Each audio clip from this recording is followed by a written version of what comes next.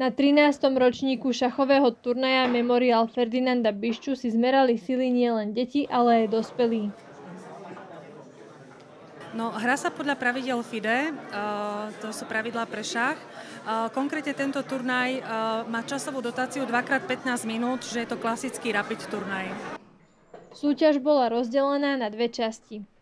Turnaj GPX bol určený pre deti do 15 rokov.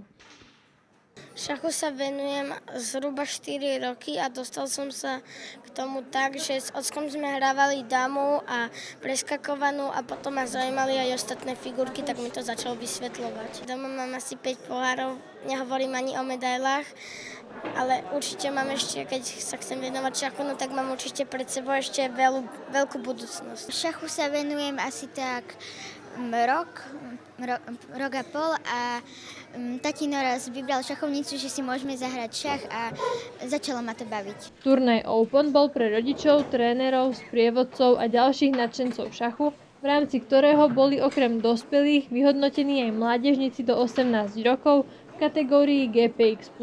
Momentálne, keď to tak počítam, tak 50 rokov a dostal som sa na takomto nejakom šachovom turnaji mládežníckom, keď som malý chlapec. Šachová partia je ako samotný život. Môžu sa niečo nové naučiť, precvičiť si svoje schopnosti, priestorovú predstavivosť, logické myslenie a celkovo svoje schopnosti. Od 15 rokov dostala som sa k nemu vlastne vďaka môjmu otcovi. On súťažne nehrával, ale tak doma sme hrali vlastne na Vianoce aj s babkou, takže takto s rodinnými príslušníkmi. A potom som sa nejako dostala vlastne k šachovému klubu nášmu topolčianskému. Tak je tam aj kúsok adrenalínu. Keď sa na to sústredíte, tak zabudnete vlastne na okolitý svet, takže je to vlastne aj taký trochu relax. Pre víťaza turnaja bol pripravený putovný pohár.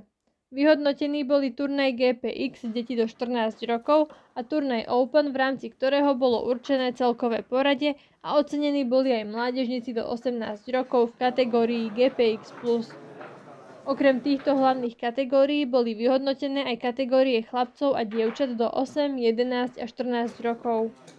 Najlepší z Hlovčanov boli v turnaji GPX Oliver Lesaj, ktorý skončil na 23. mieste, a v turnaji Open Michal Slamena, ktorý sa umiestnil na 4. mieste.